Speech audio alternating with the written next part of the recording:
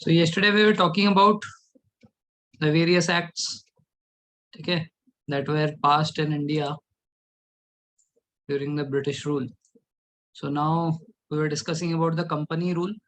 ठीक है, तो हमने 1773, 1784 है ना, 1793, 1813 और 1833 ये सब देख लिया है. क्या क्या देख लिया है? 1773 regulating act, 1784 पिट्स India act, 1793 charter act, 1813 charter act, 1833 charter act. Right, ये हमारे 5 एक्ट्स कल हो चुके थे. रेगुलेटिंग एक्ट के तहत क्या क्या हुआ था, जल्दी बताना. रेगुलेटिंग एक्ट के तहत 3-4 चीजें इंपॉर्टेंट थी. Shoot your responses quickly.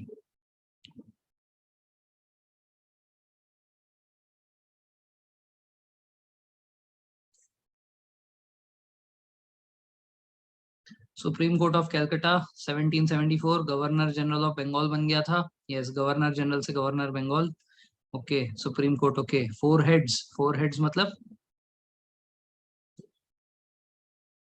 Court of directors were introduced. Okay, very good. Court of director जो है ब्रिटिश गवर्नमेंट को सारा इंफॉर्मेशन देगा. Yes, governor to governor general of Bengal. Okay, and not engaging in any kind of private trade. Okay, ठीक है, that is not a very important point. ठीक है, याद रखो तो बहुत अच्छा है. और Bombay Madras under Bengal. Very good. Okay, so Mayuri ये 4 हेड्स वाला पॉइंट समझा नहीं आपने, क्या बोला? Please elaborate that. Okay, so covered all the important points you have covered. ठीक है, गवर्नर जनरल ऑफ बंगाल बना था, वॉरेन हेस्टिंग बना था. उसके बाद जो है बॉम्बे और मद्रास जो उसके अंडर में आ चुका था. उसके बाद सुप्रीम कोर्ट ऑफ कैलकाटा 1774 में बना. ठीक है, कोर्ट ऑफ डायरेक्टर्स आ गए और प्राइवेट ट्रेड में एंगेज नहीं होना. Very good, done. Pitt's India act of 1784. Important की points.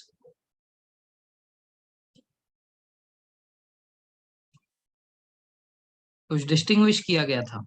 Some distinguishing took place. New board of control. Okay, ठीक है, new board of control was introduced. Commercial and political powers were yes separated.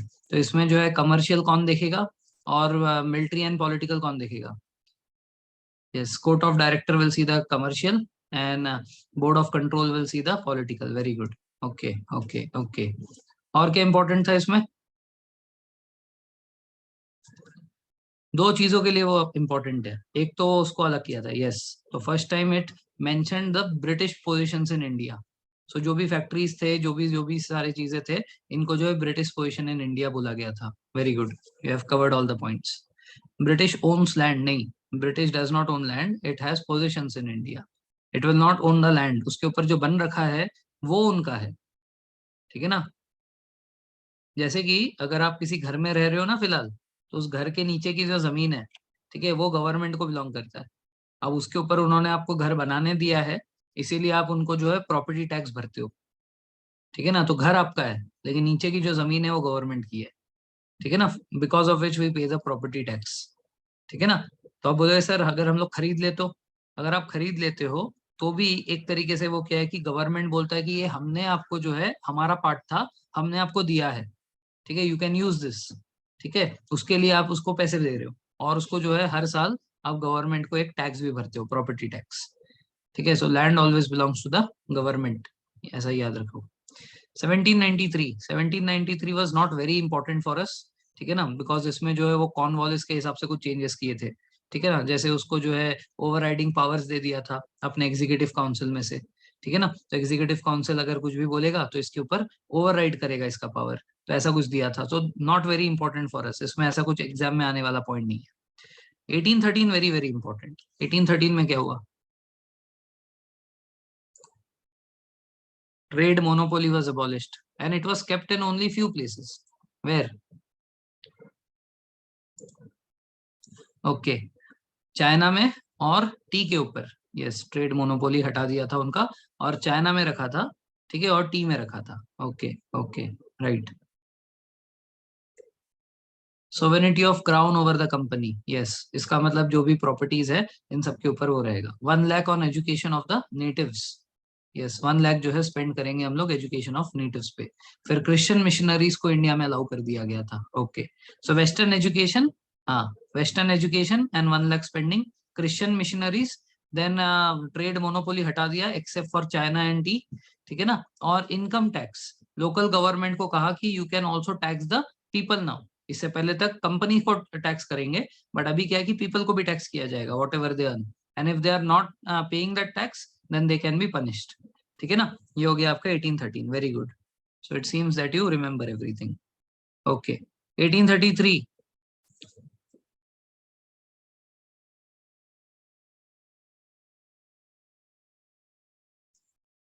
Governor general of India. Okay, civil services की बारे में बात हुई थी but वो approve नहीं हुआ था, कोर्ट ऑफ डायरेक्टर ने उसको अप्रूव नहीं किया। Yes, governor general of India, ठीक है, सिविल सर्विस वाला जो है was not approved.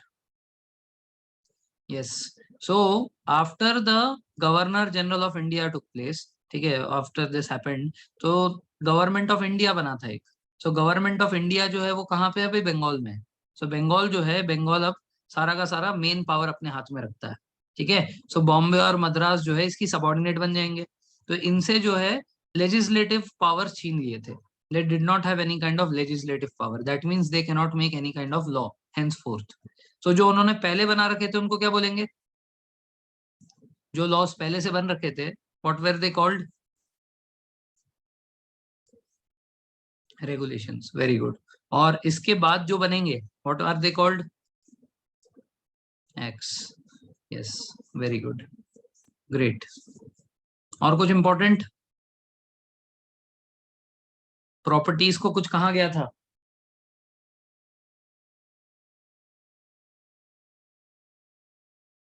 End of EIC as a trading body and they became fully a administrative body. उनका कमर्शियल पूरा खत्म कर दिया था, उनकी सारी की सारी ट्रेडिंग राइट छीन लिए थे और उनको जो है क्या बोलते हैं, फुल्ली एडमिनिस्ट्रेटिव बॉडी बोल दिया था। Very good, commercial activities ended and they became purely administrative. और प्रॉपर्टीज के बारे में कुछ, प्रॉपर्टी में कुछ डाल दिया था एक पॉइंट।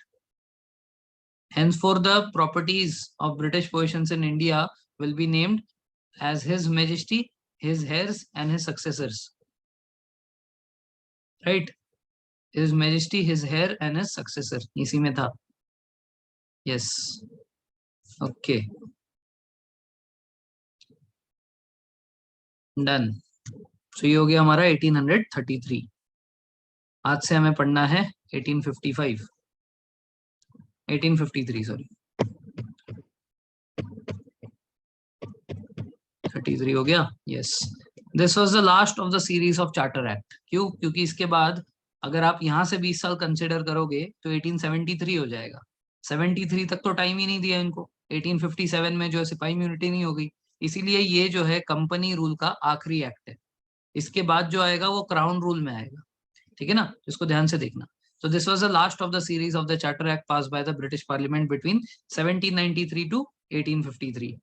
ठीक है, it was a significant constitutional landmark. Why? It separated for the first time the legislative and executive functions of Governor's Council, Governor General's Council. इससे पहले तक क्या था? इससे पहले तक एग्जीक्यूटिव और लेजिस्लेटिव दोनों एक साथ ही गवर्नर जनरल देख रहा था। इसका मतलब आप ये समझो कि there is no parliament. Parliament of India जैसा है ना आज, तो पार्लियामेंट में क्या होता है, लोकसभा राज्यसभा डिस्कस करते हैं सर्टेन बिल्स के ऊपर, दोनों हाउस में पास होती है, फिर वो प्रेसिडेंट साइन करते हैं और उसके बाद वो लॉ बन जाता है। ठीक है ना, so this is the legislature. अभी ये मानो कि यहाँ पे कोई लेजिस्लेटिव बॉडी है ही नहीं। सो गवर्नर जनरल का जो काउंसिल था वो एग्जीक्यूटिव काउंसिल, यही लोग जो है लॉ भी बना रहे हैं, यही लोग जो है एग्जीक्यूट भी कर रहे हैं। अब तक ब्रिटिश गवर्नमेंट मानती ही नहीं थी कि ये दोनों अलग अलग फंक्शन है। ठीक है ना, इंडिया के लिए उनके उधर तो था, उनके उधर पार्लियामेंट था, हमारे इंडिया में नहीं था। तो हमारे इंडिया में गवर्नर जनरल ऑलराउंडर है। He is also doing the legislative work, he is also doing the executive work. ठीक है ना, तो अब क्या किया, अब इनके दोनों फंक्शंस को सेपरेट किए, लेजिस्लेटिव फंक्शन को और एग्जीक्यूटिव फंक्शन को सेपरेट किया गया। It separated for the first time the legislative and executive functions of governor generals council. तो पहले सिर्फ एग्जीक्यूटिव काउंसिल थी, उस एग्जीक्यूटिव काउंसिल में कितने मेंबर्स थे? How many members were there in the executive council of governor? 4 लोग थे ना। गवर्नर को मान लोगे तो 5 है, बट उसमें 4 लोग थे। There were 4 members. Yes, okay. याद है ये कल फर्स्ट में ही पढ़ा था 1773 में कि उसकी जो एग्जीक्यूटिव काउंसिल थी, it had 4 members. Yes, okay. So it provided for addition of 6 new members in the legislative council. अब क्या बोला? अब बोला कि लेजिस्लेटिव काउंसिल एक अलग बनेगी। तो 4 लोग अब जो है वो एग्जीक्यूटिव के मेंबर्स है, 6 लोग जो है वो लेजिस्लेचर के मेंबर्स होंगे। सो लेजिस्लेचर मतलब अभी ये जो है, ये लोग लॉ बनाने को, मतलब लॉ बनाने का जो प्रोसीजर है वो करेंगे। सो एक तरीके से आप बोल सकते हो मिनी पार्लियामेंट बना। ठीक है, this was a kind of a mini parliament. ठीक है, 6 लोगों का पार्लियामेंट है। ठीक है, इसी में जो है अभी अपर हाउस लोअर हाउस नहीं आया। ठीक है, अब 6 लोग है बस। ठीक है, in this 6 people they are going to discuss about the various bills, then it will be going to the governor general, after he signs it will become an act. ठीक है ना? So it provided for addition of 6 new members called as legislative councillors to the council.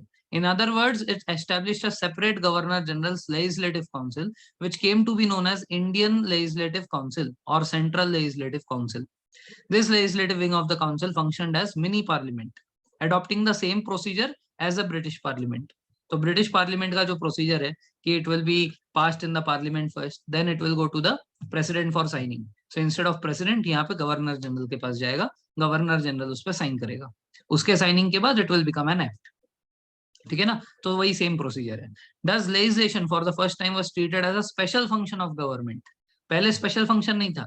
पहले मतलब law बनाना और उसको enact करना दोनों governor का काम था, अलग अलग नहीं था, दोनों एक ही था. अब पहली बार इसको अलग किया गया. तो 53 को कैसे क्यों याद रखना है? क्योंकि इसमें पहली बार जो है एग्जीक्यूटिव एंड लेजिस्लेटिव को अलग किए गए थे. ठीक है ना? Second point, it introduced for the first time open competition system for selection and recruitment of civil servants, जिसमें इंडियंस भी पार्टिसिपेट करेंगे. अब तक कोई भी इंडियंस को ये सिविल सर्विस का एग्जाम देना अलाउड नहीं था. ठीक है ना? इसका मतलब कोई भी हाई रैंक का ऑफिसर इंडियन नहीं बन सकता था. अब जो है ओपन कंपटीशन में इंडियंस भी पार्ट ले सकते हैं. हाउएवर, ध्यान रखना एक चीज का, इसमें अभी भी इंडिया में एग्जाम नहीं हो रहा है. अगर इंडियंस को पार्टिसिपेट करना है इसमें, तो फिर इनको इंग्लैंड जाना पड़ेगा. इंग्लैंड में पेपर होगा, इंग्लैंड में पास करने के बाद वहां पे ट्रेनिंग होगी, फिर उसको इंडिया भेजेंगे. समझ में आ रही बात? तो इंडिया में अब भी एग्जाम नहीं हो रहा है. इंडिया में एग्जाम कंडक्ट होना स्टार्ट हुआ था 1926 में. 1926 से इंडिया में यूपीएससी बना था. उससे पहले Indians were allowed to write the paper of civil services. ठीक है ना? But in this they had no option of giving the paper in India.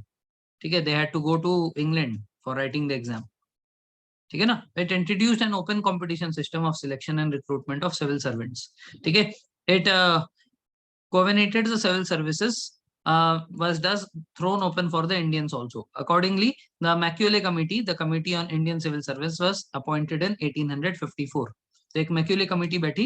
ये मैक्यूले कमेटी ने इंडियन सिविल सर्विस के लिए जो है वो कौन इंडियन उसमें एलिजिबल होगा, क्या क्राइटेरिया से वो सिलेक्ट किया जाएगा, ये सब डिसाइड करेंगे मैक्यूले कमेटी. ये जो मैक्यूले था, ठीक है, बेबिंगटन मैक्यूले इसका नाम है.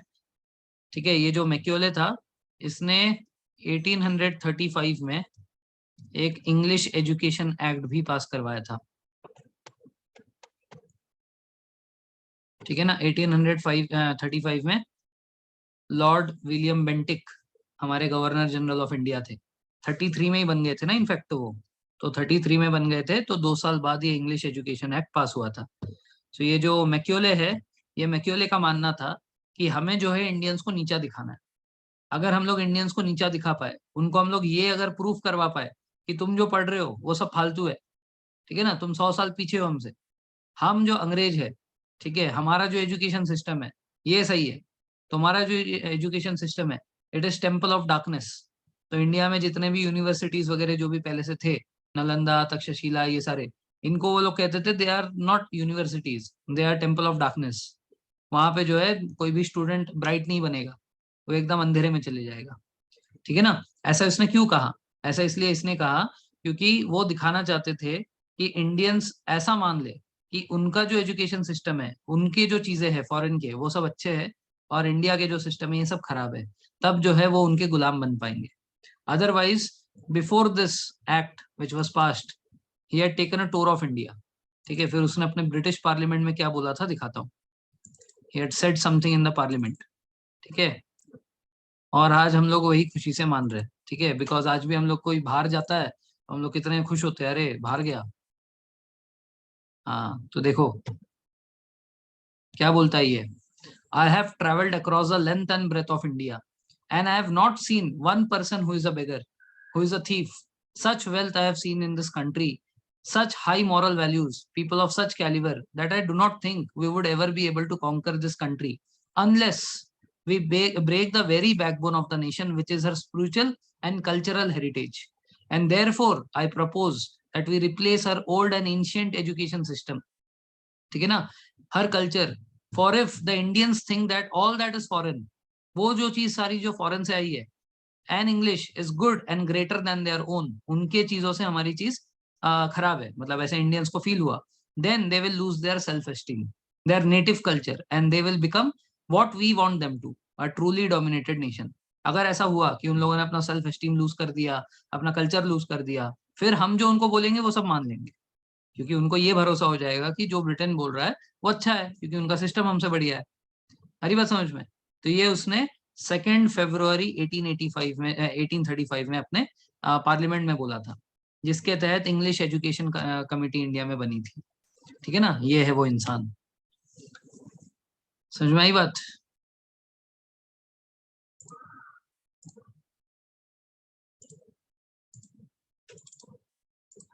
ओके, सो ये इंसान को जो है यहाँ पे इंडियन सिविल सर्विस में उस कमेटी का हेड डिक्लेयर कर दिया गया, this is called as Macaulay committee. ठीक है, ये कमेटी ने जो है वो पूरा सिलेबस बनाया, what to be studied, how it, which kind of people will be taken for the civil services, everything was made by him. ठीक है ना, मैक्यूले कमेटी, राइट। सो अब क्या है कि ये 1854 में बन तो गया, बट क्या है कि इंडियंस 1861 तक, बट क्या एनईपी से चीजें चेंज होंगी? चलो अब आपने क्वेश्चन पूछा ही तो मैं थोड़ा सा और आपको ले जाता हूँ आगे। 1854 में ये मैक्यूले कमेटी का हेड बन गया, ये मैक्यूले। ठीक है, इसके साथ ही इंडिया में एक और कमेटी आई थी इस इंग्लिश एजुकेशन एक्ट को थोड़ा सा आगे बढ़ाने के लिए, इसको बोलते हैं Wood's dispatch. Sir Williams Wood आए थे,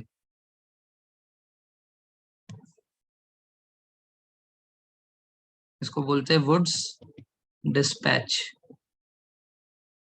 वुड्स डिस्पैच ने क्या बोला, बोला कि देखो, अगर हम लोग बचपन से ही लोगों को अंग्रेजी पढ़ाएंगे ना, तो बच्चे को तो कुछ समझ में नहीं आएगा, क्योंकि वो घर में कभी इंग्लिश बोला नहीं है।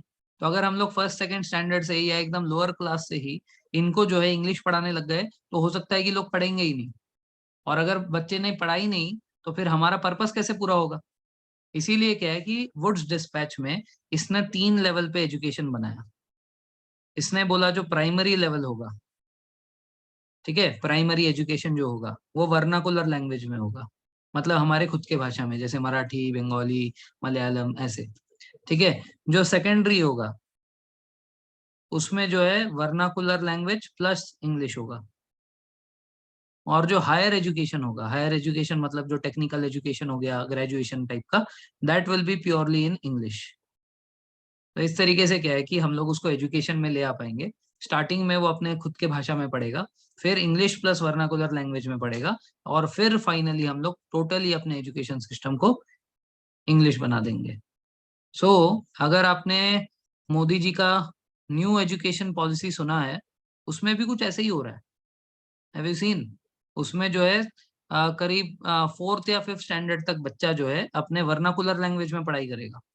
उसके बाद 6th स्टैंडर्ड से जो है वो, मतलब यहाँ पे तो कोडिंग वगैरह तो आ नहीं सकता when this Wood's dispatch took place. अभी क्या है कि वो vernacular language plus English plus coding वगैरह सीखेगा 6 से लेकर 8 तक। और उसके बाद जो है 9th स्टैंडर्ड से लेकर 12th स्टैंडर्ड तक वो जो है हायर एजुकेशन करेगा, जो आजकल 10th के बाद होता है। स्ट्रीम सिलेक्ट करना, स्पेसिफिक स्ट्रीम में घुसना, साइंस आर्ट्स कॉमर्स, वो अभी जो है 9th स्टैंडर्ड से हो जाएगा। Yes, 5+3+3+4 education. इसमें 2 इंपॉर्टेंट चीजें हुई है। एक, जो आज हम लोग किंडरगार्टन देखते हैं, ठीक है, एलकेजी यूकेजी, वो हम लोग मानते ही नहीं ना एजुकेशन में, हम लोग तो 10+2 मानते हैं। तो फर्स्ट से 10 तक और 11 12 that is our 10+2 education system.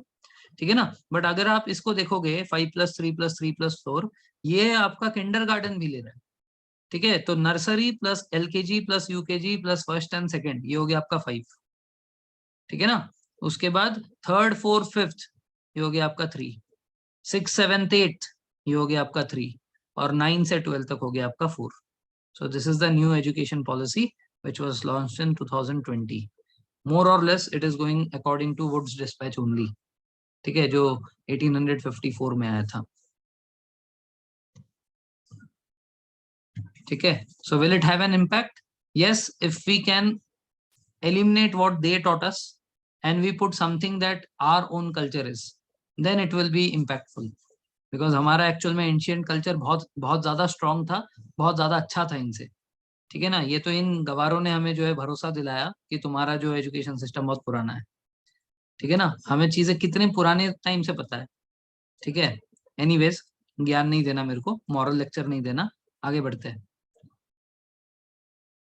मुझे वापस स्कूल जाना है अभी. अच्छा, ओके, चलिए आगे बढ़ते हैं. सो हम लोग 1853 पे थे सर, बट एपीएस में लोकल लैंग्वेज में पढ़ा थोड़ी सकते हैं.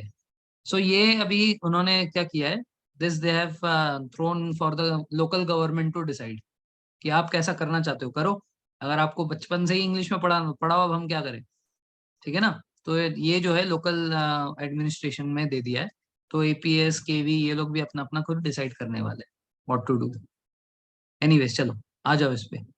ठीक है, this we will have a group discussion topic one day. ठीक है, जब हम लोग पहाड़ पे मिलेंगे, इस संडे को ही मिलेंगे, तो उस दिन हम लोग ग्रुप डिस्कशन कर लेंगे इस पे. ठीक है, अभी हम लोग फोकस करते हैं पढ़ाई पे. So the features of this acts were, first it separated the legislative and executive thing. ठीक है ना, उसके बाद जो है 6 न्यू मेंबर्स आ गए लेजिस्लेटिव में, जिसके वजह से मिनी पार्लियामेंट बना. ठीक है, तो पहले 4 लोग थे जो कि एग्जीक्यूटिव काउंसिल के थे.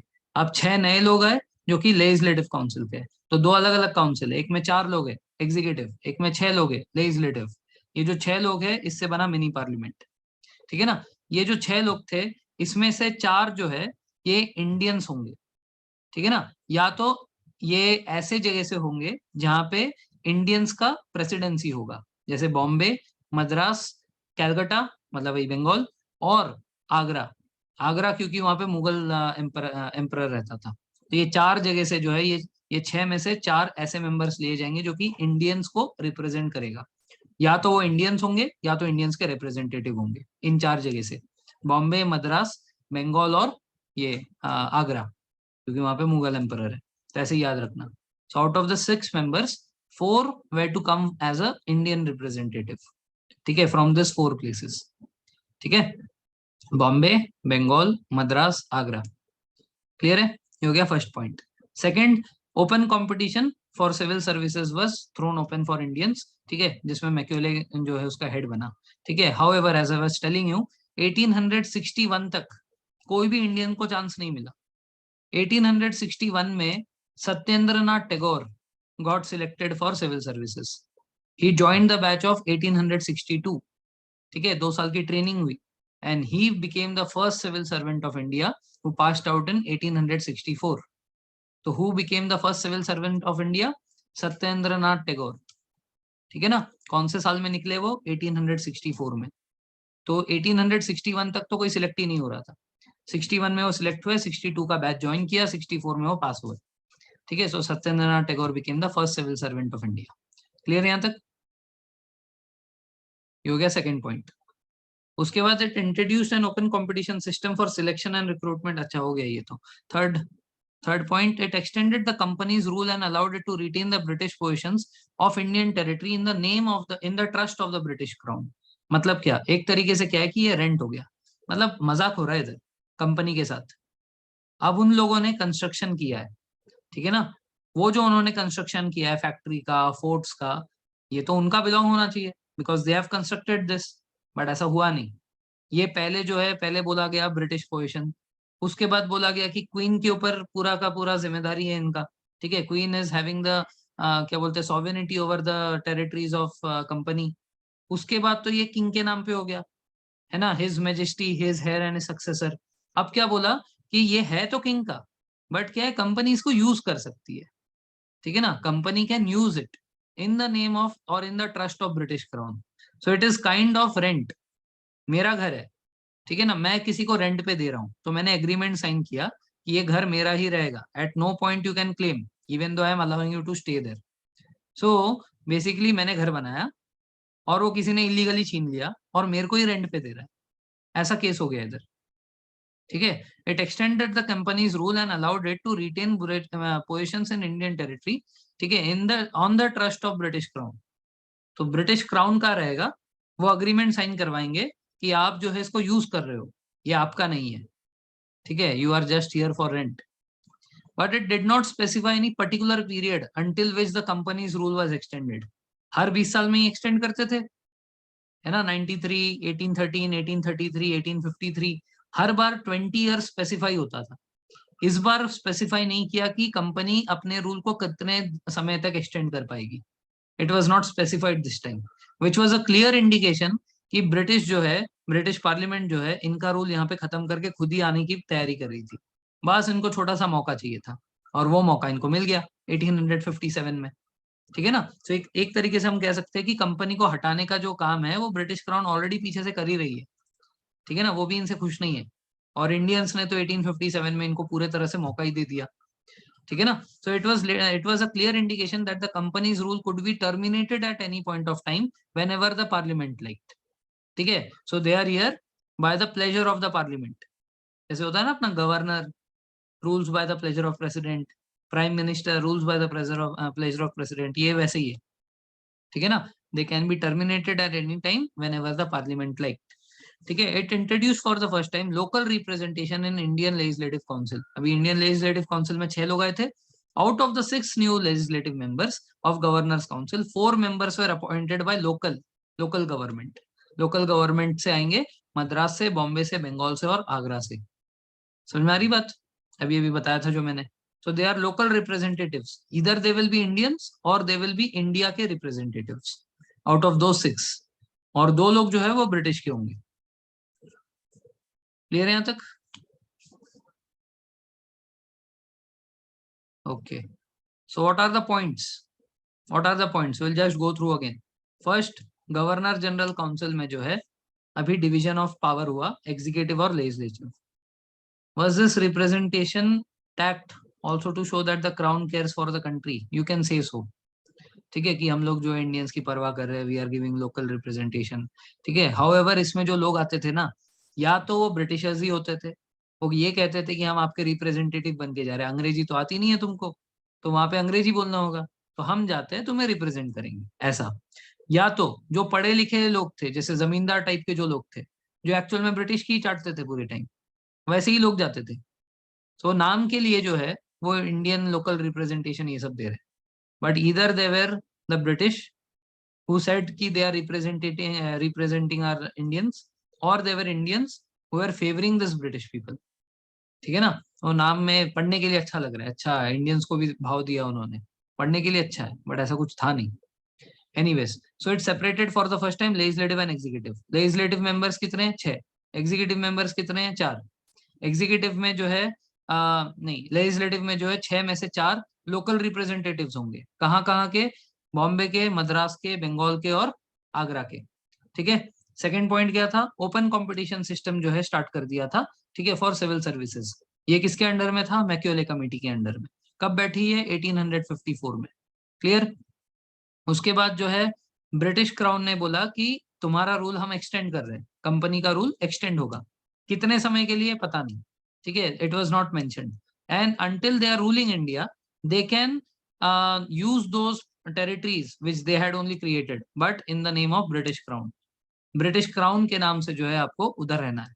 ठीक है ना, so that means you cannot claim कि ये जो प्रॉपर्टीज है ये कंपनी की है, ये ब्रिटिश क्राउन की है, हम उधर जो है एज अ रेंट पे रह रहे हैं। ठीक है ना, लास्ट पॉइंट मैंने बता दिया कि सेंट्रल लेजिस्लेटिव काउंसिल जो थी या इंडियन लेजिस्लेटिव काउंसिल जो थी, उसमें 6 में से 4 लोग लोकल थे।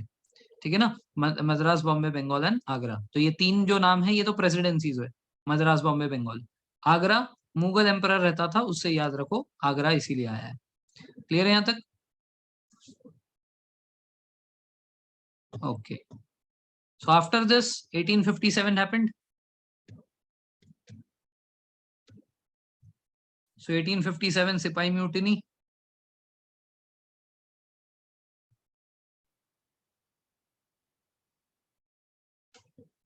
ठीक है, So after the Sipai Mutiny, it was very clear कि Indians are not happy with the British rule.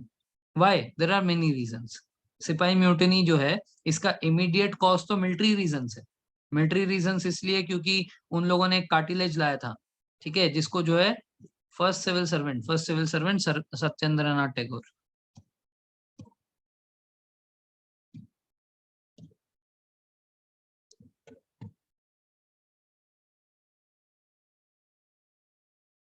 ठीक है ना, 1864 में बने थे ये.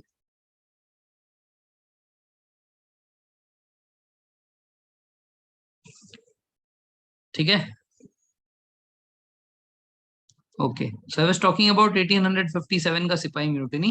सो सिपाही म्यूटिनी के बहुत सारे कॉजेस थे. Immediate cause was the military cause in which they had introduced a cartilage. ये जो कार्टिलेज था इसको उन्हें दांत से काटना पड़ता था, और इसमें जो है चर्बी थी किसकी, गाय की और सुअर की. ठीक है. सो काउ एंड दिस पिग, इसका जो चर्बी था इससे बनाते थे उसको. तो ये क्या है कि हिंदुओं के लिए और मुसलमानों के लिए, दोनों के लिए खराब था. हिंदू जो है गाय को अपना पूजनीय मानते थे, it was sacred for us. And जो मुसलमान है, they do not like this, क्या बोलते हैं, पिग. वो पोर्क नहीं खाते, तो उसको काटना पड़ रहा है. It was a taboo for them. ठीक है ना. तो इसके वजह से जो है दोनों ही धर्म को ये लोग जो है इफेक्ट कर रहे थे. सो बिकॉज ऑफ दैट सिपाही म्यूटिनी हुई, जिसमें पूरा इंडिया इकट्ठा हो गया. ठीक है ना, मिलिट्री कॉज के कारण. बट सिर्फ मिलिट्री कॉज नहीं है, there are many other reasons because of which the sipahi mutiny happened. इसमें लोकल रिप्रेजेंट, ये क्या बोलते हैं, लोकल इंडियंस ने भी पार्टिसिपेट किया. क्यों? अलग अलग कॉजेज है. पहला कॉज तो ये कि कुछ जमींदारों को उन्होंने पहले लैंड दिया था कि इस लैंड के ऊपर आप लोग रहो और आसपास से सारा का सारा टैक्स कलेक्ट करो, उसमें से तुम्हें कुछ मिलेगा, हमें कुछ मिलेगा. ठीक है ना. अब अचानक से जमींदारों से ये लैंड छीन लिया. अब जमींदारों से जब लैंड छीन लिया, now they were left with no land. अब ना तो इनके पास घर है, और जमींदारों की एक रिस्पेक्ट होती थी. अब ये बेग भी नहीं कर सकते. ठीक है, they can not even beg. ठीक है, because now they are having prestige in the society. And on the other hand they are not even having a house to live इन.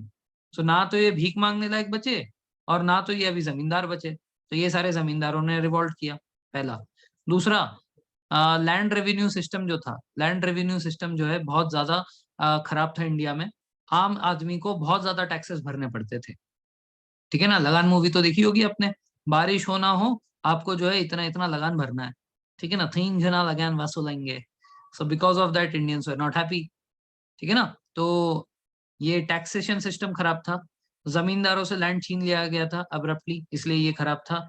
उसके बाद जो हमारे ट्राइबल्स थे, those tribal people use to stay in the forest area. अब forest को उन्होंने बोला कि ये गवर्नमेंट को बिलोंग करती है, आप अंदर नहीं रह सकते. ठीक है ना, फॉरेस्ट के अंदर जो है जो फल वगैरह है वो आप तोड़कर नहीं खा सकते. ये लोग क्या करते थे, ये लोग अंदर रहते थे, ठीक है ना, आदिवासी टाइप के, और अंदर फल वगैरह तोड़कर खाते थे. अंदर ही एग्रीकल्चर करते थे अपना छोटा मोटा. ठीक है ना. लेकिन अब गवर्नमेंट ने बोला कि सारे फॉरेस्ट गवर्नमेंट के हैं.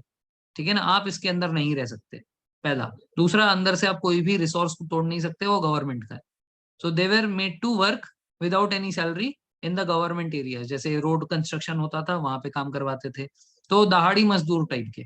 ठीक है, तो दिस दहाड़ी मजदूर इज कॉल्ड एज बेगर. ठीक है, दे वर फोर्स टू डू बेगर. बेगर का मतलब भीख मांगना नहीं है. बेगर का मतलब होता है कि काम के बदले में पैसा मिलेगा. काम पूरा होगा तो पैसा मिलेगा, काम नहीं होगा तो पैसा नहीं मिलेगा. दहाड़ी मजदूर टाइप का.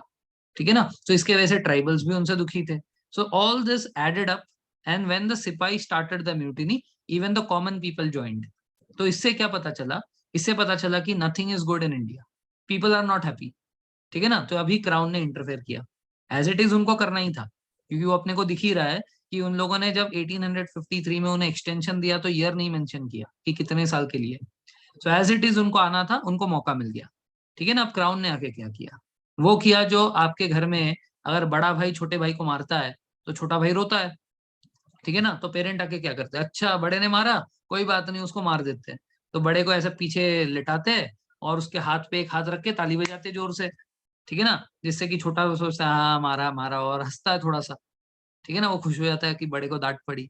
ठीक है, तो यहाँ पे ब्रिटिश क्राउन ने वही किया. ब्रिटिश क्राउन ने क्या किया, अच्छा अच्छा कंपनी ने तुम्हें तकलीफ पहुंचाई है, रुको कंपनी को दिखाते हैं, ए कंपनी निकल जाए यहाँ से.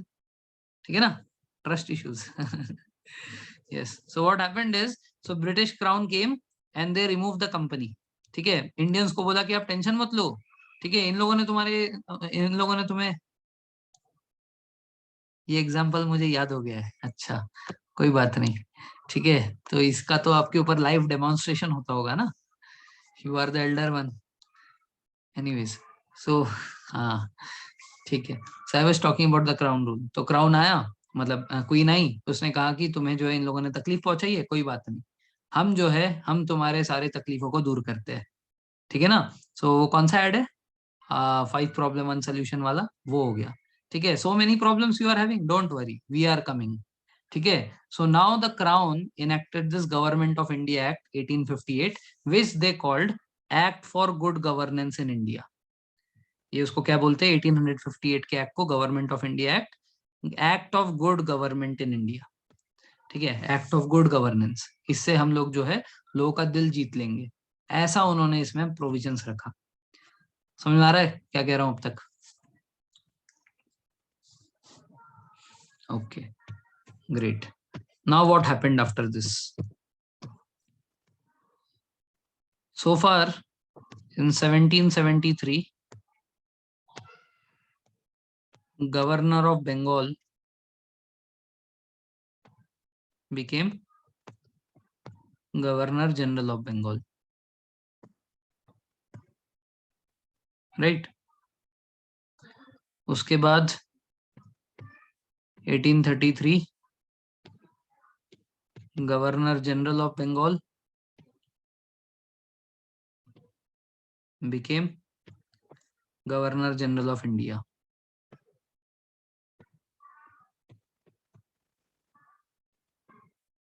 अभी 1858 आ गया। ठीक है, ब्रिटिश क्राउन आ गया। अब क्या हुआ, now this position of governor general of India became viceroy of India. अब इसके बाद 1947 तक हम लोग वाइसरॉय पढ़ेंगे, गवर्नर गवर्नर जनरल के किस्से खत्म। ठीक है, so now the post of viceroy was made. तो ये कुछ नहीं है, गवर्नर जनरल ही जो है वाइसरॉय बन गया है। ठीक है ना, गंगाधरी शक्तिमान है, governor general of India he viceroy. ठीक है, सो इनफैक्ट देखो, मैं क्यों बता रहा हूँ कि इट वाज जस्ट गिमस्टिक ऑफ दिस क्राउन, बिकॉज अगर इनको कंपनी से इतनी ही दिक्कत होती, तो कंपनी में जो last governor general of India थे, वो थे लॉर्ड कैनिंग। तो अगर इनको इतनी दिक्कत थी कंपनी से, तो लॉर्ड कैनिंग को भी हटा देते, लेकिन ऐसा नहीं किया क्राउन ने। उन्होंने क्या किया, जो last governor general of India था लॉर्ड कैनिंग, उसी को पहला वाइसरॉय ऑफ इंडिया भी बनाया। So the last governor general of India Lord Canning was also the first viceroy of India. So if the company had, yeah, if the crown had so much of problem with the company, they should not have kept him, but उसी को continue करवाया, मतलब अंदर से मिले हुए, ऊपर से सिर्फ दिखावा है कि हम इसको कुछ चेंज करेंगे। ठीक है ना, हम जो है सिस्टम बदल देंगे, हम इंडियंस को खुश रखेंगे, ये सिर्फ ऊपर से दिखावा था। हाथी के वो सामने वाले दांत है, अंदर वाले दांत सेम ही है अभी भी। ठीक है, तो सिस्टम मोर और लेस सेम है, ऊपर से उन्होंने कुछ चेंजेस किए। ऊपर ऊपर के जो चेंजेस है वो हम लोग 1858 में देखेंगे। एक तो वाइस रॉय का पोजीशन लाया। ठीक है, governor general of India became vice Roy. ठीक है, वैसे कुछ काम वाम चेंज नहीं हुआ, हमारा सिलेबस बढ़ा दिया बस फालतू में। ठीक है ना, सो काम वाम कुछ नहीं चेंज हुआ। एक तो ये पोजीशन था। दूसरा एक और पोजीशन क्रिएट किया। Now this viceroy is kind of prime minister of India. ये मान लो प्राइम मिनिस्टर है। सो प्राइम मिनिस्टर के ऊपर कौन होता है, who is above prime minister?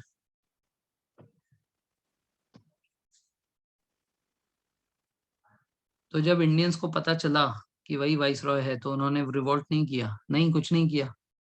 Yes, prime minister के ऊपर होता है प्रेसिडेंट। क्यों नहीं किया बता रहा हूँ, क्योंकि उन लोगों ने बोला कि हम लोग वाइसरॉय के ऊपर भी एक और पोजीशन क्रिएट कर रहे हैं।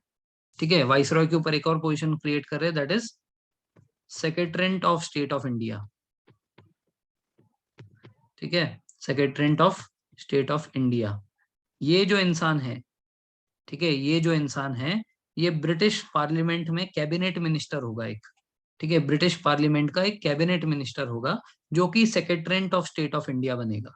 सो ये जो इंसान है, ये वाइसरॉय से ऊपर का पोजीशन होल्ड कर रहा है। His position is over the viceroy. He is technically responsible for India. India में कुछ भी होता है, इसका कॉलर पकड़ना है। ठीक है, इसको जो है रिस्पॉन्सिबिलिटी ऑफ इंडिया सौंप दी गई कि इंडिया में कुछ भी हुआ तो आप जिम्मेदार होंगे। ठीक है ना। लेकिन ये इंडिया में नहीं रहेगा, this person is not going to stay in India. ये ब्रिटिश पार्लियामेंट में ही रहेगा, मतलब ब्रिटेन में ही रहेगा, लंदन में ही रहेगा, ब्रिटिश पार्लियामेंट में ही इसका ऑफिस होगा। ठीक है ना। लेकिन he is responsible for India, तो इंडिया में कुछ भी गलत होगा तो इस इंसान को पकड़ा जाएगा। ठीक है। तो इसका काम क्या है? इसका काम है कि प्राइम मिनिस्टर से सारा का सारा इंफॉर्मेशन टाइम टू टाइम अपने पास लेते रहना, और ये इंसान जो है ये इसको ब्रिटिश क्वीन को बार बार देता रहेगा कि I have talk to the viceroy, this are the information that I have got from India. इस तरीके से चल रहा है। ठीक है ना। तो anything goes wrong in India, this person can be sued. ये इंसान को जो है हम लोग कोर्ट में खड़ा करेंगे अगर इंडिया में कुछ भी गड़बड़ हो रहा है तो। So this person can be, क्या बोलते हैं इसके खिलाफ, we can file a case in India as well as in Britain. ये जो है इंसान, ये दो धारी तलवार से लटका हुआ है। ब्रिटिश क्वीन भी इसके खिलाफ केस कर सकती है इंग्लैंड में, और इंडियंस भी इसके खिलाफ केस कर सकते हैं इंडिया में। सो इंडिया में और ब्रिटेन में दोनों जगह पे इसके ऊपर केस बन सकता है, because this person is responsible. So Indians को जो है ये बताया गया, देखो हमने एक अच्छा पोजीशन क्रिएट किया है, ये जो है ये तुम्हारे पप्पा जी है, ठीक है, कुछ भी होता है तो इनको बताने का। ठीक है ना। तो वाइस रॉय ने अगर तुमको दोबारा मारा ना तो इनको बताने का, ये सब कर देंगे। और अगर फिर भी नहीं किया तो इनको हम लोग जो है सू कर देंगे, इनको हम लोग जो है कोर्ट में ले जाएंगे। अरे बात समझ में? तो अब दो पोजीशन बने, एक वाइस रॉय बना, एक secretariat of state of India बना। ऐसे दो पोजीशन बने एग्जीक्यूटिव के। ठीक है ना। आज के डेट में भी ऐसे ही तो है।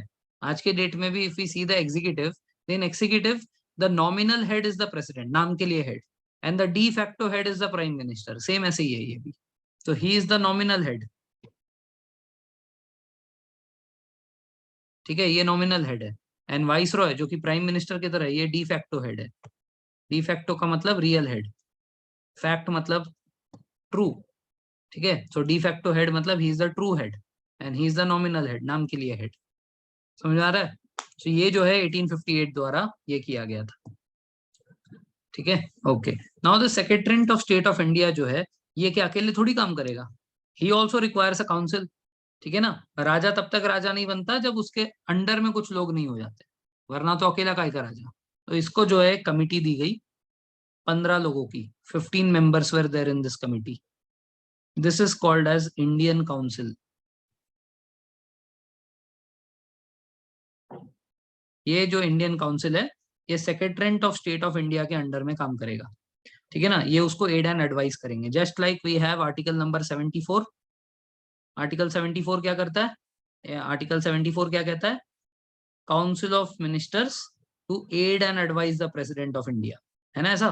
Council of ministers to aid and advise president. Just like that, we are having an Indian council over here, which is having 15 members who are going to aid and advise the Secretariat of State of India. समझ आ रही बात? Okay. See what happened. It provided that India henceforth was to be governed by in the names of Her Majesty. India कैसे govern होगा? Her Majesty से, इसीलिए इसको मैं queen rule भी बोलता हूँ कई बार। ठीक है, क्यों? क्योंकि Her Majesty रूल कर रही है। ठीक है। It change the designation of governor general of India to viceroy of India. ठीक है, designation of governor general of India viceroy हो गया। He was direct representative of British crown in India. ये जो direct representative है, मतलब जो India में रहने वाला है। Does Lord Canning became the first vice Roy.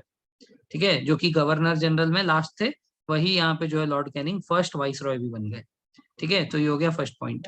Second, it ended the system of double government. Double government system खत्म हो गया, board of control and court of director, इसको खत्म कर दिया गया।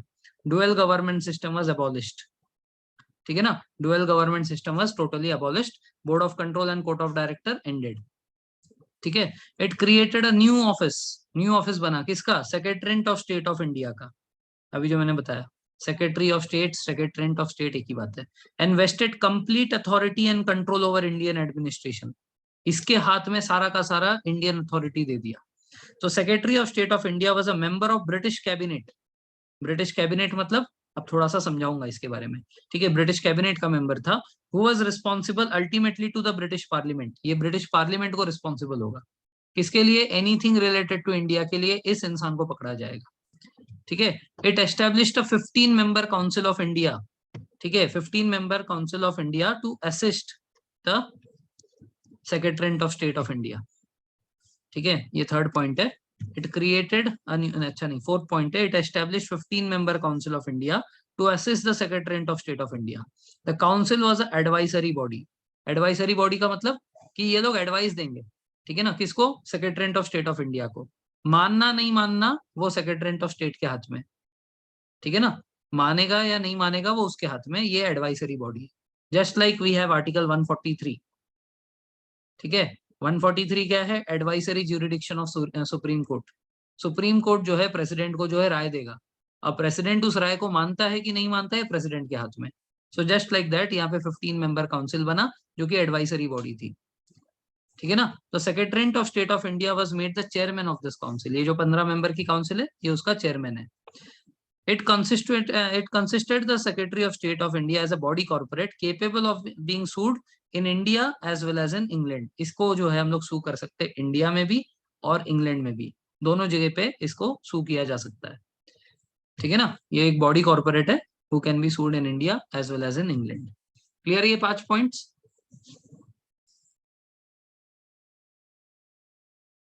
Okay, so again will see those 5 points. पहला क्या किया? पहला जो है यहाँ पे गवर्नर जनरल ऑफ इंडिया को वाइस रॉय ऑफ इंडिया बना दिया गया, पहला, ठीक है। लॉर्ड कैनिंग जो है ये फर्स्ट वाइस रॉय बन गए, पहला चीज। दूसरा, डुअल गवर्नमेंट को पूरे तरह से अबॉलिश कर दिया। Board of control and court of directors totally खत्म, ठीक है। Board of control and court of directors totally खत्म। इवन दो 1833 से इनका कोई अस्तित्व ऐसे खास है नहीं, क्योंकि कोर्ट ऑफ डायरेक्टर्स का कमर्शियल था। 1833 में कमर्शियल ऐसे ही खत्म कर दिया था उन्होंने। बोर्ड ऑफ कंट्रोल जो है ऐसे भी हर चीज जो है क्वीन ने अपने हाथ में लेना स्टार्ट कर ही दिया था। तो बोर्ड ऑफ कंट्रोल अभी नाम के लिए था, कोर्ट ऑफ डायरेक्टर नाम के लिए था। ऑफिशियली 1858 में खत्म हो गए दोनों, ठीक है, ऑफिशियली। अब तक अनऑफिशियली पहले से ही खत्म हो चुके थे, ठीक है ना। It created a new office for the secretariat of state of India and vested complete authority for Indian administration, ठीक है ना। ये कौन था? एक ब्रिटिश कैबिनेट मिनिस्टर था, ठीक है, जो ब्रिटिश पार्लियामेंट से आया था, ठीक है। इसके लिए एक 15 मेंबर की काउंसिल बनाई गई, यो इसका चेयरमैन है, ठीक है। It constituted the secretary of state of India as a body corporate capable of being sued in India as well as in England. इसको इंडिया में भी सू कर सकते हैं, इंग्लैंड में भी कर सकते हैं। क्लियर है यहाँ तक? Okay, now as I said कि ये सिर्फ ऊपर से मतलब कलर, सिर्फ बिल्डिंग वही है, सिर्फ बाहर से पेंट अलग मार दिया और कुछ नहीं किया, ठीक है। सो act of 1858 was however largely confined to the improvement of administrative machinery by which the Indian government was to be supervised and controlled in England. It did not alter any substantial way the system of government that prevailed in India। कोई substantial changes नहीं किए, सिर्फ ये किया कि Britain इसको जो है इंग्लैंड में बैठे बैठे इंडिया को कैसे कंट्रोल कर सकता है, कैसे इंडिया को अपने उंगलियों पे नचा सकता है और उनको इन्फॉर्मेशन इंडिया से कंटिन्यूस मिलती रहे। सिर्फ यही तो सिस्टम बना है कि इंडिया में एक इंचार्ज है वाइस रॉय और इंग्लैंड में एक इंचार्ज है सेक्रेटरीट ऑफ स्टेट। इन दोनों के बीच में इंफॉर्मेशन एक्सचेंज होगा, क्वीन तक पहुंचता रहेगा। अंदर क्या चेंजेस किए? ऐसा कुछ नहीं किया कि आपको जो है टैक्सेस नहीं भरने हैं, ऐसा नहीं किया कि आपको जो है लैंड रेवेन्यू भरना है ना। सारी चीजें तो जो पहले थी वो भी है, सिर्फ इन लोगों ने कुछ पोस्ट वोस्ट क्रिएट कर दिए नए, और क्या, एक 15 मेंबर की काउंसिल बना दी, ठीक है। एक नया पोस्ट लेकर आया secretariat of state of India का, और क्या चेंज किया? कुछ नहीं। सो इट इज जस्ट बिल्डिंग का कलर चेंज हुआ, बिल्डिंग अब भी वही है, ठीक है। कोई डाउट यहाँ तक? Okay, okay, so what I was saying, हाँ, तो अब इसके बाद जो है ये जो 15 मेंबर की काउंसिल बनी ना यहाँ पे, ये जो 15 मेंबर काउंसिल बना है, ये 15 मेंबर काउंसिल ऑफ इंडिया जो है, ठीक है, इसको बोलते हैं the Indian council,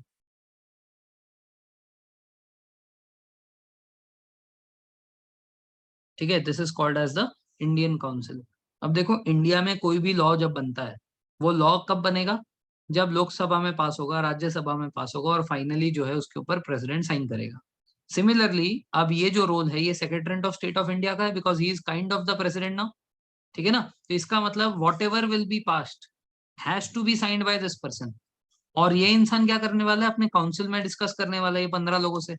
so whatever the next laws we are going to see will bear this name Indian council act, ठीक है। इसके आगे हम लोग जो भी लॉ देखेंगे 1861, 1892, ठीक है ना, 1909, all this will be called as Indian council act, क्योंकि ये सब जो है secretariat of state of India और उसकी काउंसिल बैठकर मतलब फाइनल अप्रूवल देगी। तो दिख रहा है ये Indian council acts of 1861।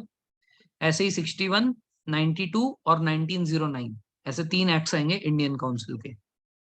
Clear है चीज?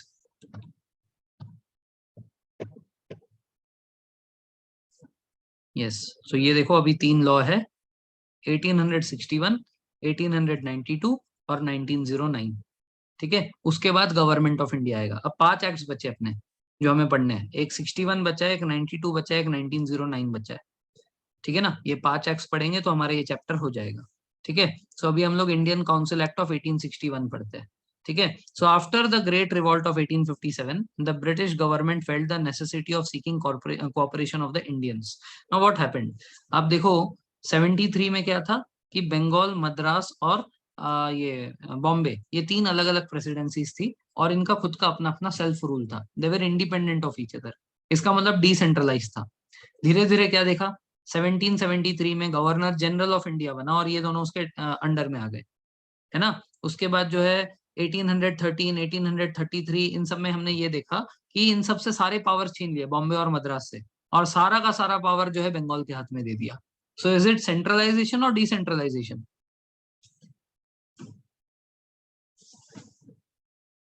इज इट सेंट्रलाइजेशन और डिसेंट्रलाइजेशन?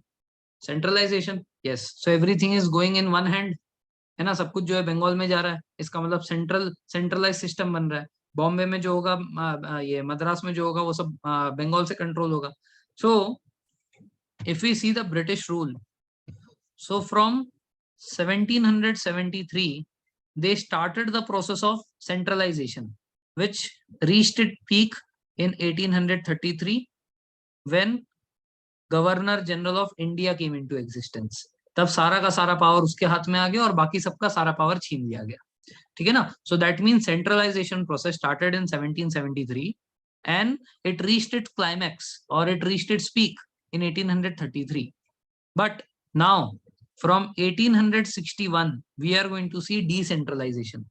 इनको ये समझ में आने लगा कि अगर एक ही जगह पे सारा का सारा क्या बोलते हैं कंट्रोल रहेगा तो उस इंसान को पूरे इंडिया की कंडीशन दिखाई नहीं देगी।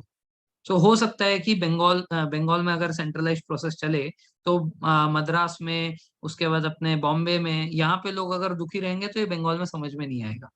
सो दैट इज वाई अभी हमें वापस से डिसेंट्रलाइज करना चाहिए, सबको अपना अपना पावर वापस कर देना चाहिए ताकि ये अपने लोकल रीजन के लोगों को खुश रखने में हेल्प करे and it does not lead to a situation like 1857 again.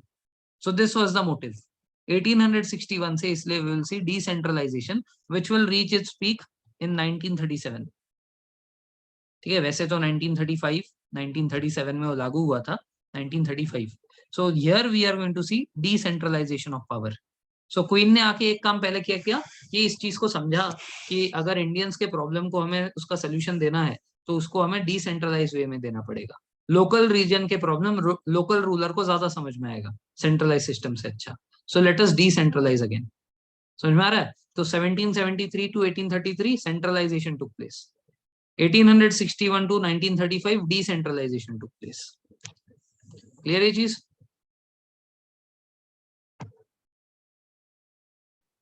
Okay. So the British government felt the necessity of seeking cooperation of Indians in the administration of the country. In the pursuance of the policy of association, 3 acts were enacted by the British Parliament in 1861, 1892 and 1909. The Indian Council Act of 1861 is an important landmark in the constitutional and political history of India. हमारे constitution में यहाँ से कुछ कुछ चीजें आएंगी तो इसीलिए ये इंपॉर्टेंट है, ध्यान से देखना। आज के डेट में जो कॉन्स्टिट्यूशन है, some points have been taken from here. पहला देखो, it made a beginning of the representative institution by associating Indians in the law making process. Law making process में, ठीक है ना, अब कुछ इंडियंस को भी इंक्लूड किया गया। पहले क्या है कि इंडियंस होंगे या अंग्रेज होंगे ये डिसाइडेड नहीं था, लोकल रिप्रेजेंटेशन होगा बॉम्बे से, मद्रास से, बंगाल से और आगरा से। बट वो जो 4 लोग जाएंगे वो इंडियंस ही होंगे, इस बात की गारंटी नहीं थी। अब क्या बोला कि अब हमें इंडियन चाहिए ही। Now this cannot be Indian representative in the form of अंग्रेज। कोई इंग्लिश मैन इंडिया का रिप्रेजेंटेटिव बन के नहीं चाहिए, अब हमें इंडियंस ही चाहिए। तो लॉ मेंबर्स, मतलब ये जो लॉ मेकिंग प्रोसेस है, ठीक है ना, मतलब हम लोग बोल सकते हैं लेजिस्लेचर में 3 इंडियंस को इंक्लूड किए गए। तो मैंने कहा ना कि ये इंडियंस भी कोई वैसे काम के नहीं थे, ये वो थे जो अंग्रेजों के चाटते थे।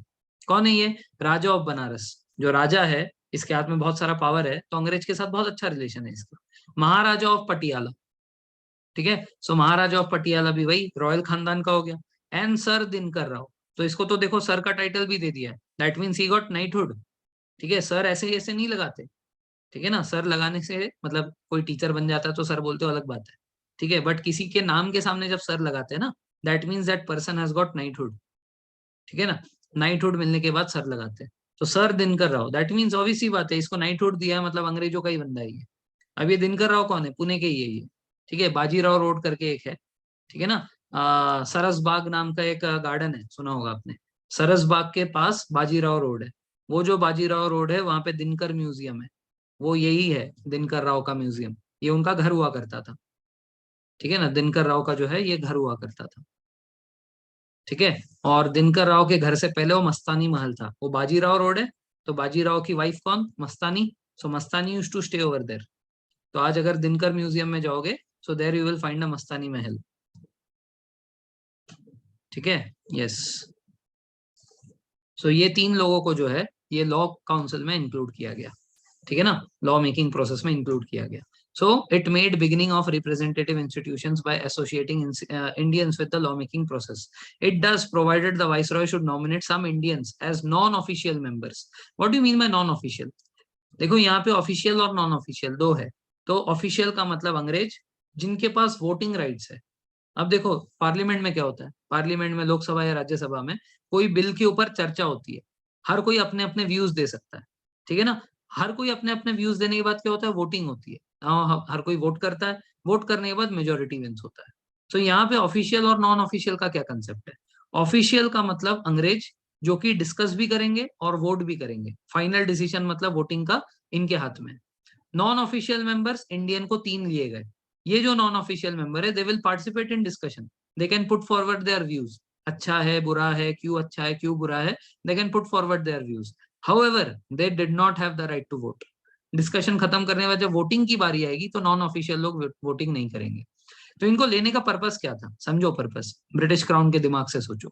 इन्होंने इंडियंस को इसलिए लिया क्योंकि जो भी रूल ये पास करते वो इंडियंस को अच्छा लगेगा या बुरा लगेगा, ये तीन चार इंडियंस रहेंगे ना तो उनसे पता चल जाएगा। अगर ये लोग बोलते नहीं नहीं इसको आप अगर बाहर लॉन्च करोगे ना तो हंगामा हो सकता है, पहले ही बता रहे हैं। अच्छा ऐसा क्या, ठीक है तो तुम कुछ सजेशन दो कि how can we make this better. तो इंडियंस कुछ सजेशन देते थे। इससे क्या है कि बाहर जब ये लोग उस लॉ को ले जाते थे तो इंडियंस उसके ऊपर रिवॉल्ट ज्यादा ना करे, ये उनका पर्पस था। तो they were very much scared, we can say that कि 1857 के बाद they were very very scared, they did not want a situation like that to come again.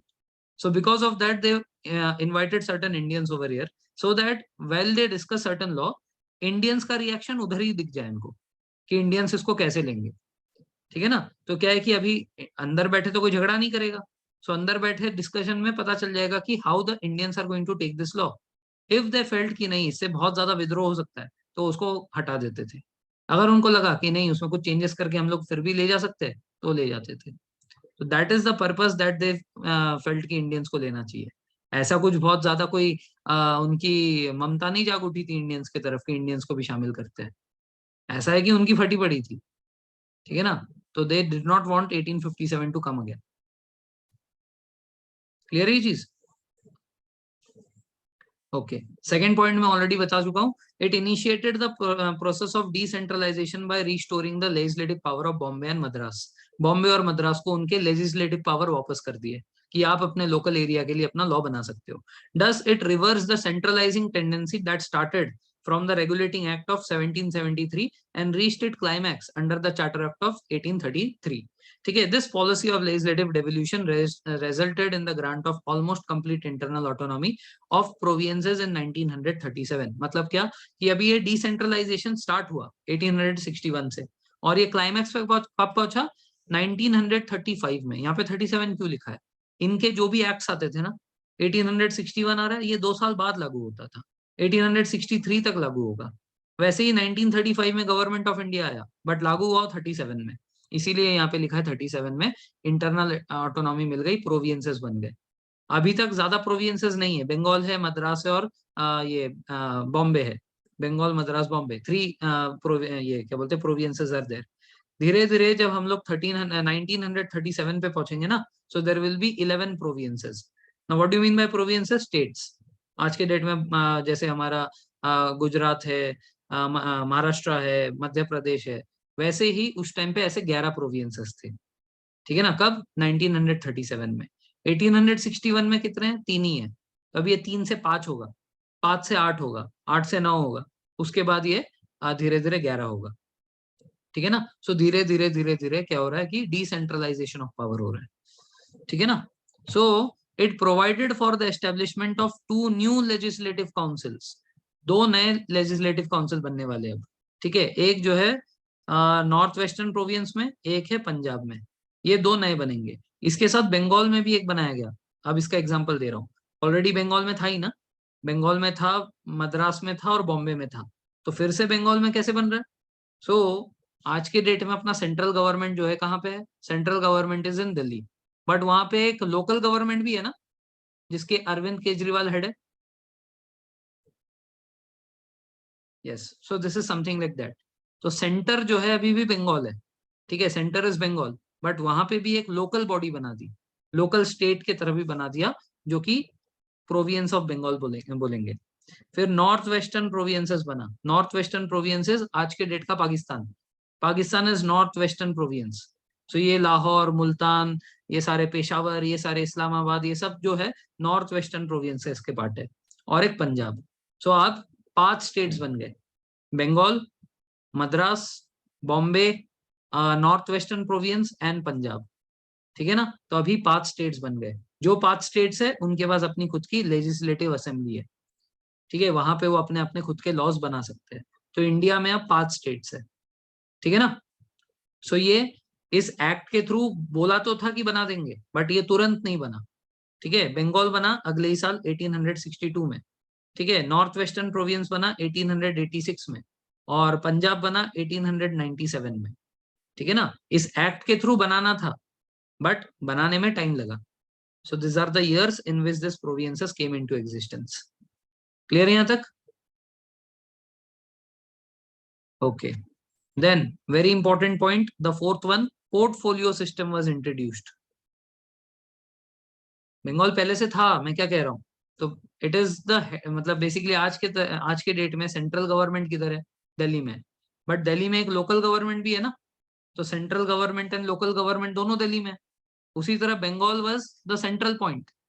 Central government sits in Bengal, but they also made a Bengal का local government. समझ में आ रहा है? Yes. ठीक है। Now viceroy, it was empowered to the viceroy to make rules and order for the more convenient transaction of business। ये छोड़ो, इस वर्डिंग को छोड़ो। सिंपल सी भाषा में ये कि वाइसरॉय जो है ये सबसे पावरफुल बन गया, just like the prime minister of India. ठीक है? इसके अंडर में काउंसिल ऑफ मिनिस्टर्स होंगे। वो काउंसिल ऑफ मिनिस्टर्स को पोर्टफोलियो सिस्टम में बांट दिया जाएगा। पोर्टफोलियो सिस्टम का क्या मतलब होता है? पोर्टफोलियो सिस्टम का मतलब जैसे राजनाथ सिंह जो है वो मिनिस्ट्री ऑफ डिफेंस संभाल रहे हैं। ठीक है? निर्मला सीतारमन वो मिनिस्ट्री ऑफ फाइनेंस संभाल रही है।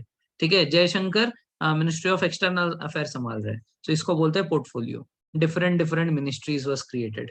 तो ये डिफरेंट डिफरेंट मिनिस्ट्री कब क्रिएट हुई? 1861 में क्रिएट हुई। समझ में आ रही बात? पोर्टफोलियो सिस्टम 1861 में आया। Any doubts here? Under this, the member of the Viceroy Council who was made in charge of one or more departments of government। देखो अभी भी ऐसा हो सकता है ना, मल्टीपल पोर्टफोलियो एक इंसान को दिया जा सकता है। एक इंसान जो मिनिस्टर ऑफ ये होम मिनिस्टर है, वो मिनिस्टर ऑफ ये कोऑपरेशन भी है। अमित शाह जी जो है वो होम मिनिस्टर भी है और मिनिस्टर ऑफ कोऑपरेशन भी है। ठीक है? तो एक इंसान को एक से ज्यादा पोर्टफोलियो भी दिए जा सकते हैं।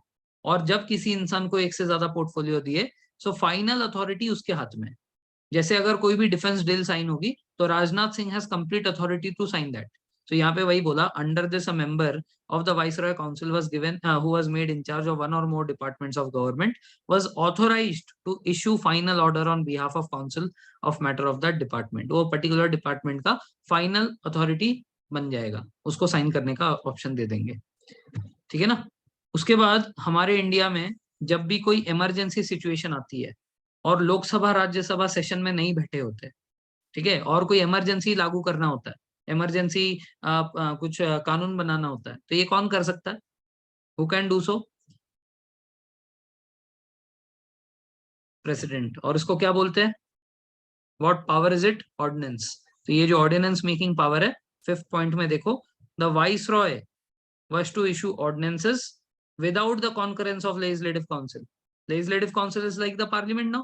अगर पार्लियामेंट में लोग बैठे भी हो तो भी वाइस रॉय के पास इमरजेंसी पावर्स है ऑर्डिनेंसेस पास करने के, ठीक है ना। सो यहाँ पे ऐसा नहीं है ना कि लोकसभा राज्यसभा और उनका सेशन जो है नहीं चल रहा है, तो यहाँ पे क्या है, लेजिस्लेटिव काउंसिल है, ठीक है। यहाँ पे कोई अलग अलग लोकसभा राज्यसभा नहीं है, there is only one legislative council. Let's say this people are present also, but the situation is such कि इनसे कंसल्ट करने का टाइम नहीं है, तो वाइस रॉय को पावर दिया था कि आप ऑर्डिनेंसेस इशू कर सकते हो, आपको लग रहा है कि इमरजेंसी में कुछ करना है, you can issue ordinances without consulting the legislative council. So this was allowed only during an emergency, ठीक है ना। और ये जो ऑर्डिनेंस पास होगा इसकी जो लाइफ होगी ये 6 मंथ्स होगी, ठीक है। The life of such ordinance will be of 6 months. आज भी वो इतना ही है। प्रेसिडेंट भी जो है ऑर्डिनेंस पास कर सकता है जिसकी लाइफ 6 मंथ्स होती है, ठीक है ना। सो ये ordinance making power of president जो आज हमारे कॉन्स्टिट्यूशन में है, ये यहाँ से ही आया है, फिफ्थ पॉइंट से। पोर्टफोलियो सिस्टम आया यहाँ से, ठीक है। Ordinance making power of president आया यहाँ से। क्लियर है यहाँ तक? सो आज हम लोग यहीं पे रुकते हैं, कल हम लोग 92 से पढ़ेंगे, 1892। एनी डाउट सो फार?